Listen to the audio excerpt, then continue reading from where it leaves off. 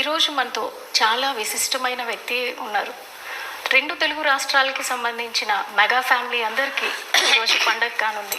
ఆవిడెవరో కాదు, ముద్దుగా అందరూ అంజనమ్మ అని పిలుచుకునే మన చిరంజీవి గారి తల్లిగారైన అంజనాదేవి గారు. అమ్మ నమస్తే. నమస్తే అండి. అమ్మ సినీ కళామ తల్లికి 3 స్టార్స్ని ఇచ్చారు. అదేవిధంగా 6 మళ్ళీ యువతరాన్ని ఇచ్చారు. సో ఇప్పుడు మనం పవన్ కళ్యాణ్ గారు డిప్యూటీ సీఎంగా బాధ్యతలు తీసుకొని 100 రోజులు గడుస్తూ ఉంది. సో దీని మీద మీ మనోభావాలు చెప్పండి, ఎలా ఫీల్ అవుతున్నారు? ఎంత కష్టపడ్డాడు అంత వాడికి సుఖం వచ్చింది పాపం. ఇప్పుడు అంత కష్టపడాలి కదా, ఇంకా ఎక్కువ కష్టపడాలి. ఇదివరకు అంతా కష్టపడ్డాడు, ఇప్పుడు ఇంకా ఎక్కువ బాధ్యత తీసుకొని బాధ్యత ఎక్కువ అయింది ఇప్పుడు వాడికి.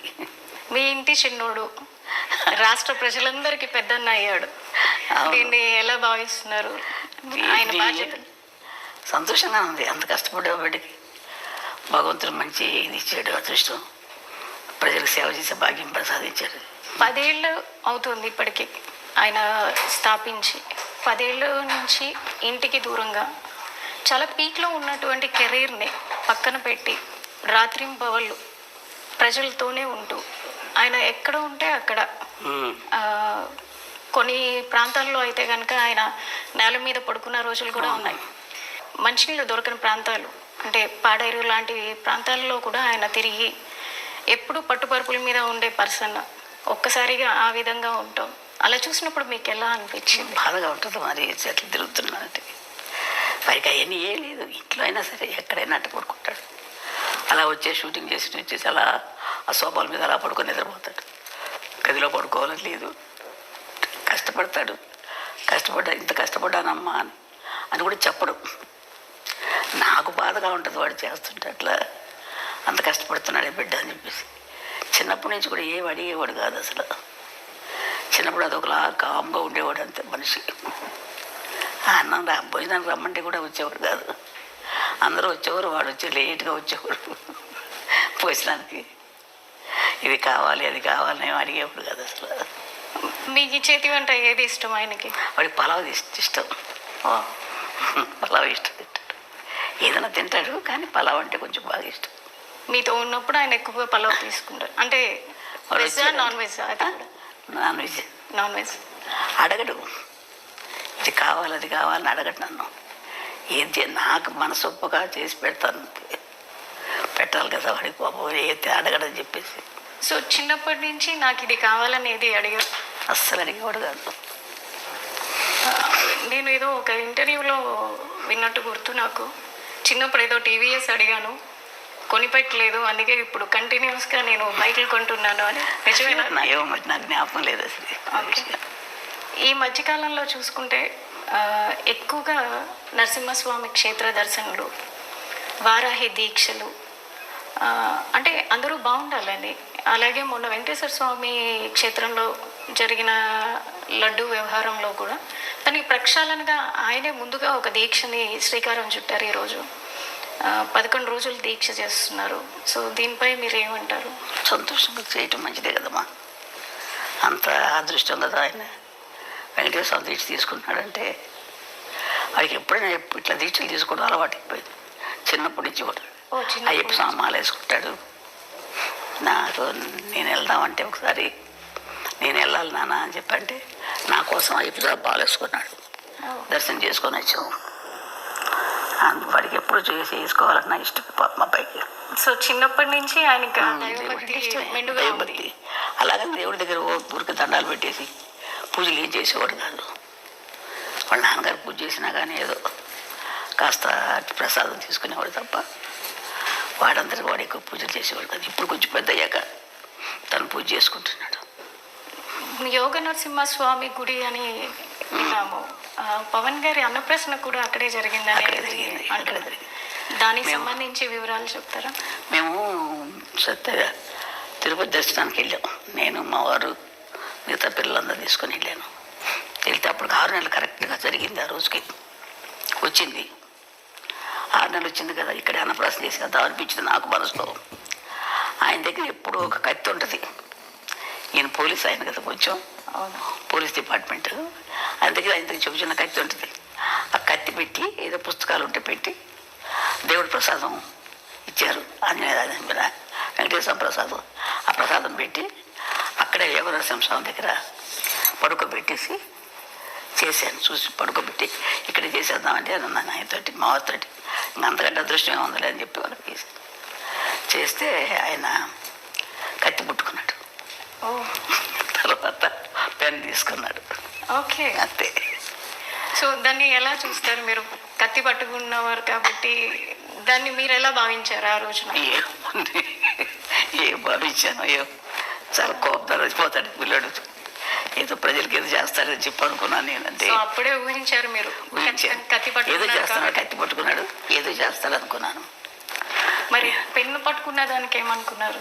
అది చదువు తక్కువే వస్తుంది అనుకున్నాను. పెన్ను పడుకు వెనక రెండోసారి కదా చదువు. ఇది కష్టపడి పని చేస్తాడు, ప్రజల కోసం చేస్తాడు, ఏదైనా చేస్తాడు అనుకునేదని కోపంగా అందరినీ రక్షించడానికి చేస్తాడు అనుకున్నాను. అంటే వాళ్ళ నాన్నగారు బాగా తిరుగుతారులేండి. ఆయన కూడా పోలీస్ డిపార్ట్మెంట్ కదా, ఆయన బుద్ధులన్నీ ఉన్నాయి ఆయనకి, ఆయన గుణాలే ఉన్నాయి ఈయన కూడా.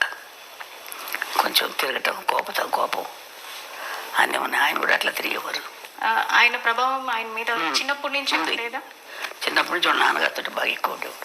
అటాచ్మెంట్ ఎక్కువ. లాస్ట్ వాళ్ళ నాన్నగారు లాగా ఉంటాడు బుద్ధిగా. ఎక్కువ తిండి గురించి కానీ ఎక్కువ మాట్లాడు, మితంగా మాట్లాడతాడు, మితభాషి. అందుకని వాళ్ళ నాన్నకి ఇష్టం ఈ కొడుకు అంటే ఎక్కువ. అంటే అలాగని వాడి మీద లేకుండా లేదు, వీడు కొంచెం కామ్గా ఉంటాడు. ఇంట్లో కూడా ఎవరితో ఎక్కువ మాట్లాడేవాడు కాదు. మాట్లాడితే మా చిన్న అమ్మాయి, లాస్ట్ అమ్మాయి కొంచెం దగ్గర, అందుకని దాంతో మాట్లాడేవాడు ఎక్కువ. చిన్నప్పటి నుంచి పవన్ కళ్యాణ్ గారు పుస్తకాలు ఎక్కువగా చదువుతూ ఉండేవాళ్ళ? ఎక్కువ స్కూల్కి వెళ్ళేది ఒకరు లేదు.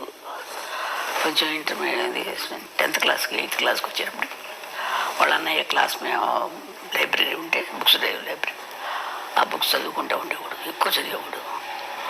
ఎందుకు ఎక్కడికి వెళ్తే చదువుతున్నానమ్మా అనుకునేవాడు, అనేవాడు అంతే. ఆ తర్వాత పెద్దయ్యకు కూడా అదే బుక్స్ అదే అలవాటు వచ్చేసింది. ఇప్పటికి కూడా పుస్తకాలు ఇంట్లో పెట్టుకొని చాలా పెద్ద పెద్ద పుస్తకాలు. వాళ్ళ నాన్నగారు కొంచెం చదివేవారు పుస్తకాలు. అవి వాళ్ళ నాన్నయ్య అలవాటు అయిపోయి బాగా అయ్యి అది ఎక్కువ చదువుతూ ఉంటాడు. తర్వాత నాకు తెలియదు ఏంటంటే పుస్తకాలు ఉన్నాయి. మొన్న చూస్తే నేను ఇంట్లో ఇన్ని పుస్తకాలు ఉన్నాయి, ఎక్కడ అవన్నీ చదివి అందుకని ఇంత ఇది వచ్చిందేమో వీడికి ఆలోచన అనుకున్నాను నేను. చిన్నప్పుడే అనుకున్నారా పెద్దయ్యాక ఏమవుతారు అనేది? నేను అంత ఆలోచించలేదమ్మా, ఊహించలేదు. ఇలా అవుతారని అయితే అస్సలు అనుకోలేదమ్మా. నేను ఎవరి గురించి నేనేమో అనుకోను. వాళ్ళ అదృష్టాలను బట్టి జరుగుతుంటుందమ్మా. ఇంట్లో ఎక్కువ ఎవరితో అటాచ్మెంట్ ఉంటుంది? చిరంజీవి గారితో. ఆయన చిన్నప్పుడు వాళ్ళ అన్నయ్య బాగా దగ్గర తీసి ఒక చిన్నపిల్లడు ఎక్కువ ఈ చిన్నప్పుడు కదా, ఆయన ఎత్తుకొని ఫోటోలు తీసుకోవడం, వాళ్ళ అన్నయ్య తమ్ముడిని చాలా జాగ్రత్త బాగా చూసుకునేవాడు. తమ్ముడు అంటే పెద్ద ఆయన. అట్లాగే పెద్ద అయినా కానీ వాళ్ళ అన్నయ్య వదిన ఇప్పటికీ వాళ్ళ అన్నయ్య వదినతో. అంటే మేము నెల్లూరులో ఉండేవాళ్ళం, మా వారికి జాబ్ అక్కడ. ఇంకా అందుకని మాకు ట్రాన్స్ఫర్లు అయ్యాయి. అందుకని పిల్లలు చదువులు సరిగ్గా ఉండవు అని చెప్పేసి నేను తీసుకెళ్ళిపోతానమ్మా అన్నాడు మా పెద్ద అబ్బాయి. కళ్యాణ్ బాబు తీసుకెళ్తాను, అక్కడ చదివిస్తానని. అందుకని పంపించాను మెడ్రాస్కి. కళ్యాణ్ గారికి మీరు అన్నప్రాసన ఇప్పుడే పేరు పెట్టి ఉంటారు కదా, చిన్నప్పుడు పెట్టిన పేరు పవన్ కళ్యాణ్ అయినా? లేదు, కళ్యాణ్ కుమార్ అని పెట్టాం. శ్రీ కళ్యాణ్ కుమార్ అని పెట్టాం. ఆ తర్వాత పవన్ అని ఎవరో పెట్టారంట, నాకు తెలియదు.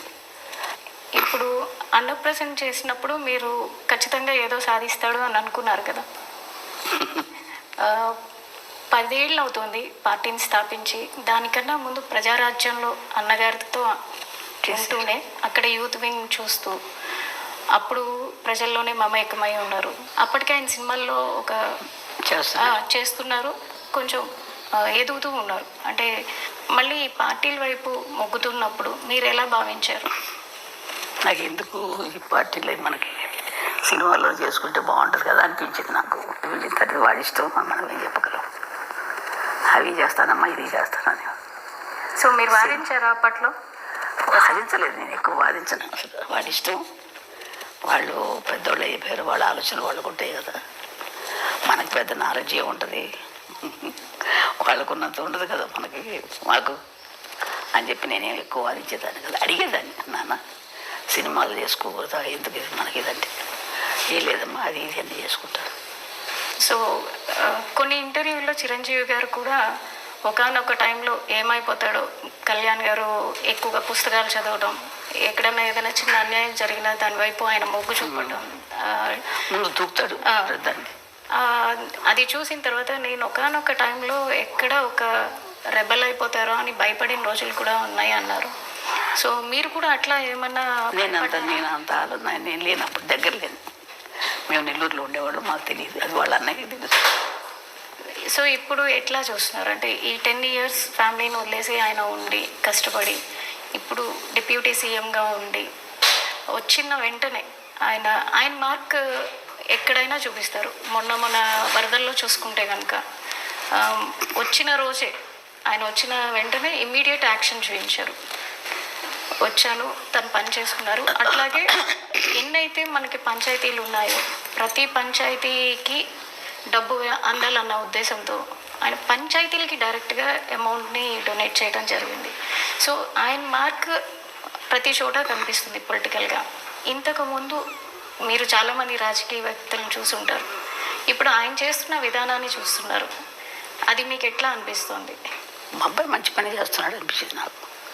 వాడు ప్రజలు సేవ చేస్తున్నాడు, చాలా సంతోషం.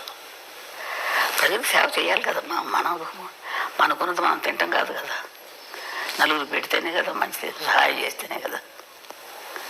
అంతే, ఎంతసేపు ఇంకా మనం ఉంది కదా అని మనమే తినేస్తూ ఉంటే వాళ్ళకి సహాయం లేకుండా ఎంతమంది అల్లాడుతున్నారు జనాలు పాపం.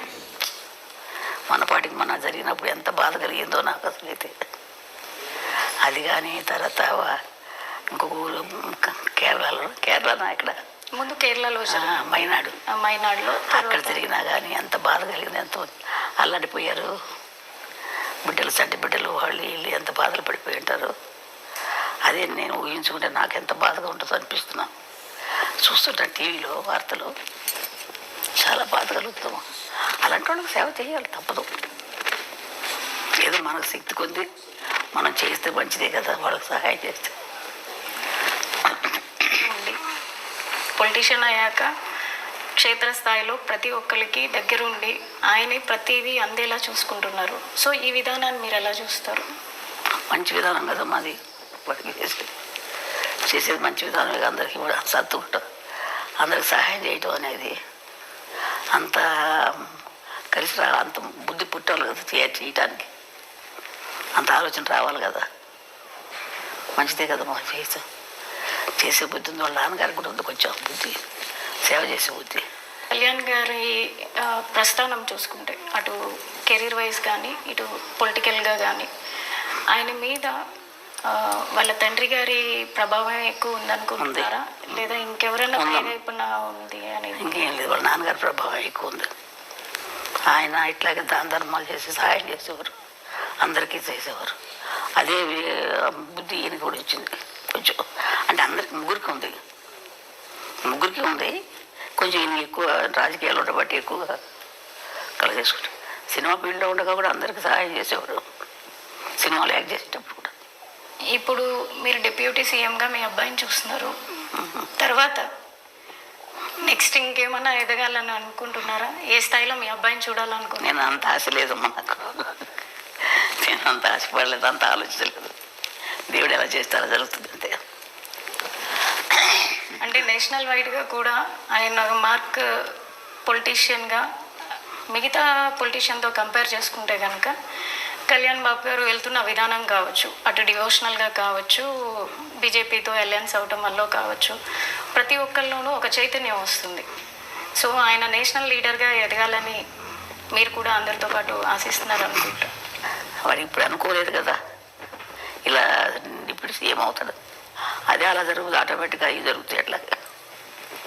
అంతే కదా, మనం ఆలోచించేది కొద్దిగా జరగవు కదా. దేవుడు ఎట్లా చేసుకుంటారు కదా, భగవంతుడు ఎట్లా చేస్తాడు అట్లా చెప్తాడు.